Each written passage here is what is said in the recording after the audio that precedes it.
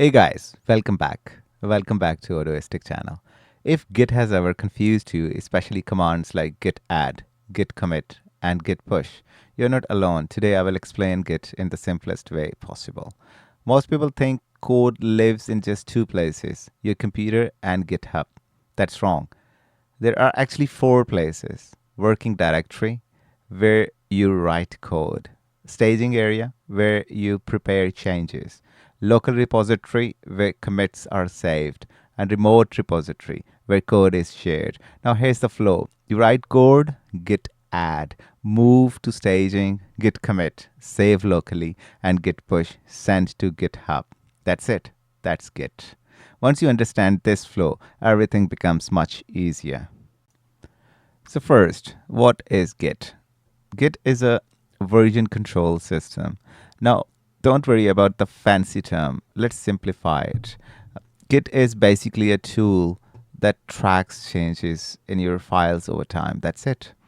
Let me give you a real-time life example. Think about your CV or resume. If you're like most people, you probably have files like resume.doc, resume underscore version 2 dot doc, resume underscore final dot doc, resume underscore final dot doc, and sometimes even resume underscore final underscore real dot doc. So now imagine trying to remember which one is the latest. What changed? What if you want to go back?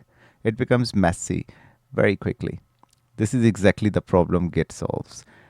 Instead of creating multiple files, you keep one project, and Git automatically tracks every change you make.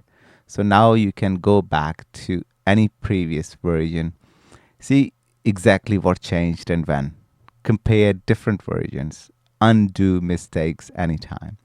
Think of Git like a time machine for your code. Every time you save your work using Git, it takes a snapshot of your project, and you can go back to any snapshot whenever you want.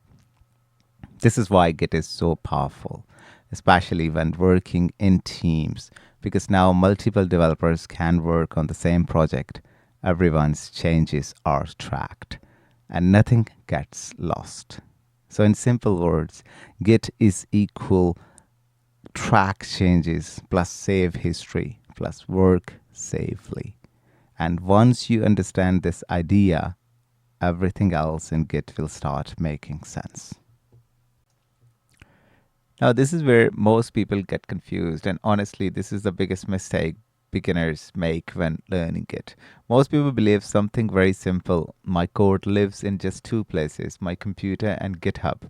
Sounds logical, right? You write code on your machine, then you push it to GitHub, done. But this is completely wrong. And this misunderstanding is the reason why Git feels confusing. Commands feel random, and people don't really get what's happening. Uh, Let me show you why this thinking breaks down. When you run commands like git add, git commit, git push, do you actually know where your code is going, or does it feel like magic? This is exactly the problem, because your code is not just jumping between two places, it is actually moving through a process, and that process has multiple stages. Here's the truth: your code actually lives in four different places, not two, four. And once you understand these four places, everything in Git suddenly becomes clear. Commands stop feeling random, and you start thinking like a real developer.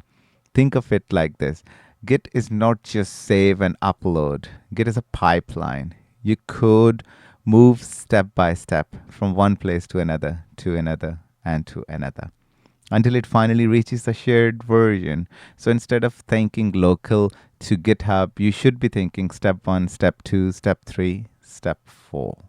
And in the next section, I'm going to show you exactly what those four places are. And once you see it visually, you will never be confused about Git again. All right. So now let's break this down step by step. This is the part where everything starts to click. We're going to understand the four core areas in Git. And once you get this, Git becomes very easy. Number one, Working directory. First, the working directory. This is your actual project folder. The files you see on your computer. This is where you write code, you edit files, you delete things, your experiments. Think of this as your playground. You're just working freely. Nothing is saved in Git yet. Number two, staging area. Now comes sometimes very important and very misunderstood, the staging area. This is a temporary holding area before your code is saved permanently. So when you run git add, you're actually saying, okay, Git, I want these changes to be included next. Think of it like this.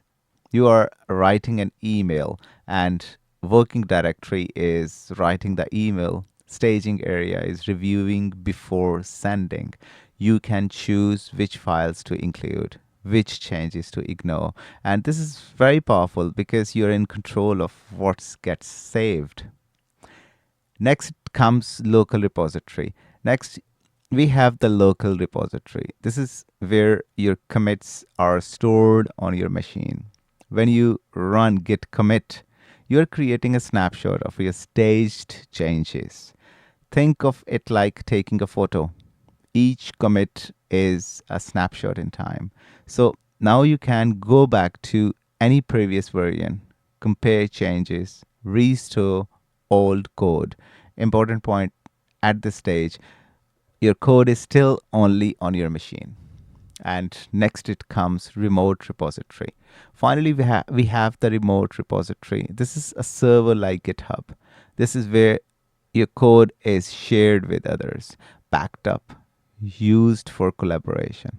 When you run git push, you are sending your commits from your local machine to the remote server.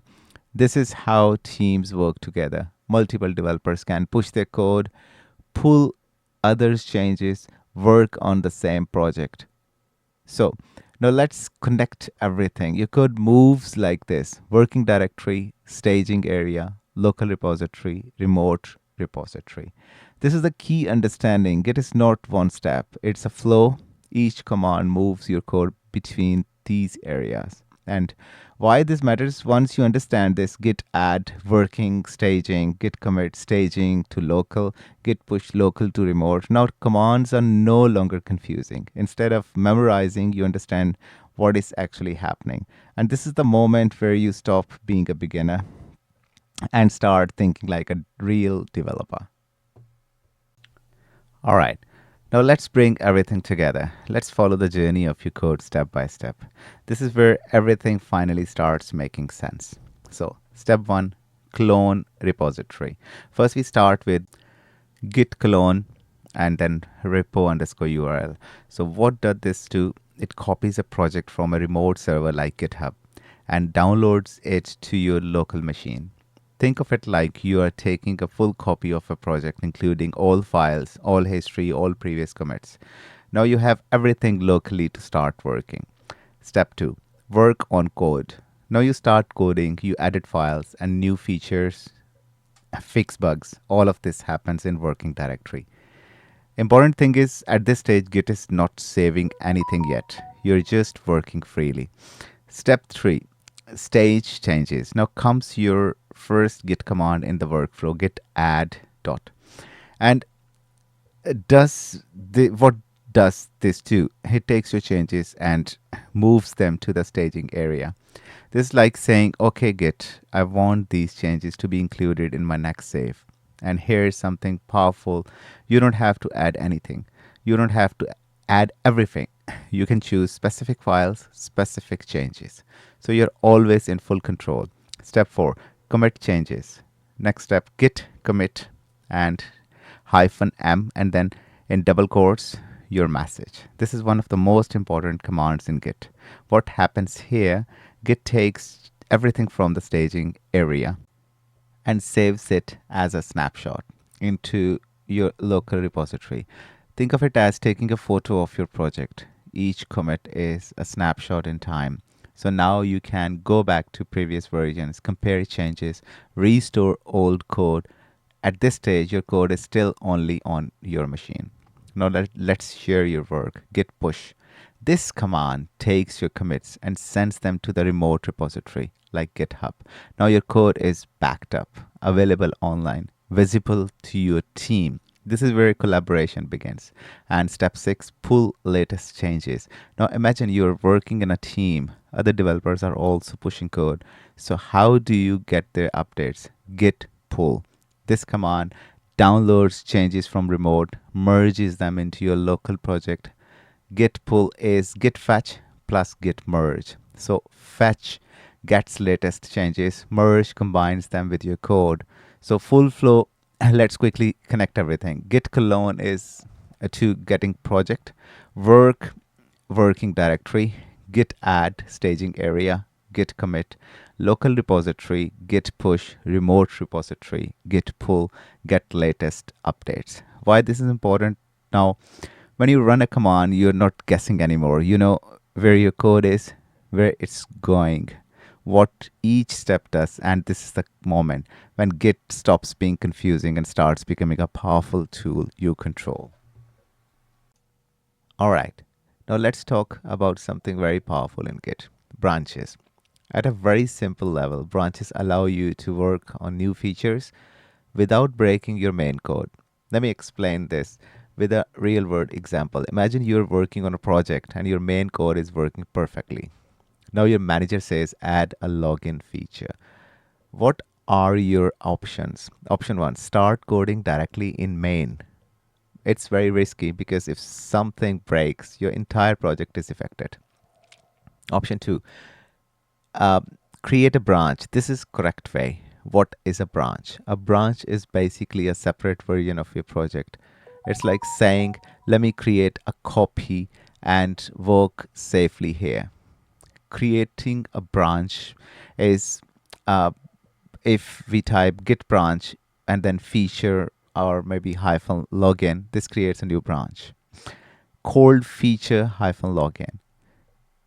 Think of it like you now have main branch stable code, feature login branch, your work area. Now you need to move into that branch and you can type git switch and then the branch name feature hyphen login. Now you're working inside that branch. Whatever changes you make now will not affect main. So you can experiment, break things, try new ideas without any risk. Working in branch, now you build your feature and login page, add backend logic, fix bugs, all inside feature hyphen login branch. Meanwhile, your main branch is still clean and stable. Then you can merge the branch. Once your feature is ready, you go back to main, git switch main, then merge, git merge, and then your branch name, feature hyphen login. This takes your feature and combines it with main. Think of it like you built something safely. Now you're bringing it into the main project. Why branching is powerful? Because now this is where things get really interesting. Safe development. You can try new things, make mistakes, test features without breaking main code. Team collaboration. Imagine a team, developer A, login feature, developer B, payment system, developer C, UI design, and each person works on their own branch. Then later everything is merged together. This is how real world development works. Clean code history. Number 3, branches help you organize features, keep commits clean, track changes properly. Instead of messy commits, you get structured development.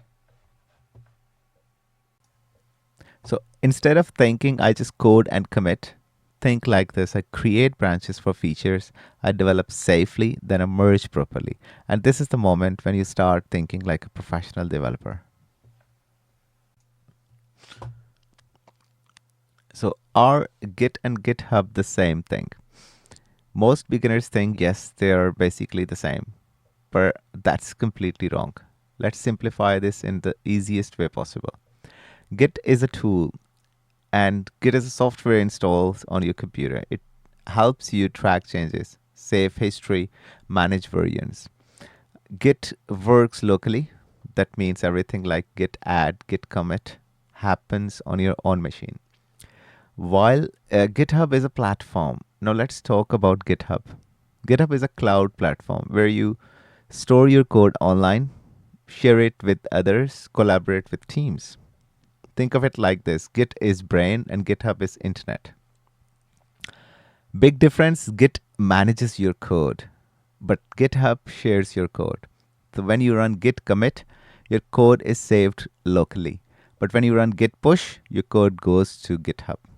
Simple analogy: think of writing a document. Git is saving versions on your laptop, GitHub is uploading to Google Drive. So, final understanding, I would say, remember this: Git works locally, GitHub works online. Git version control, GitHub is collaboration. And once you understand this difference, a lot of confusion disappears instantly. All right, guys, that's it for today.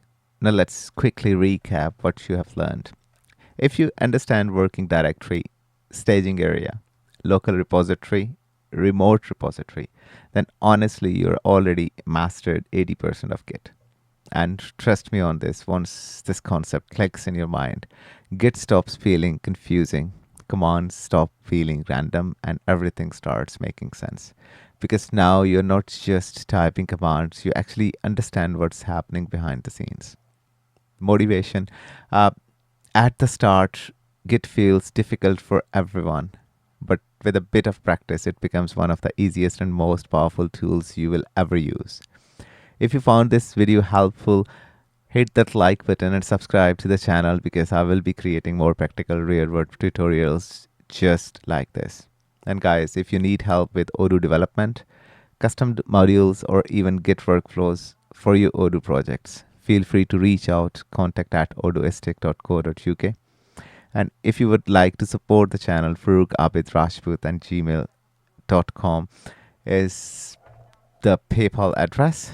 And all right, keep practicing, keep building, and I will see you in the next video.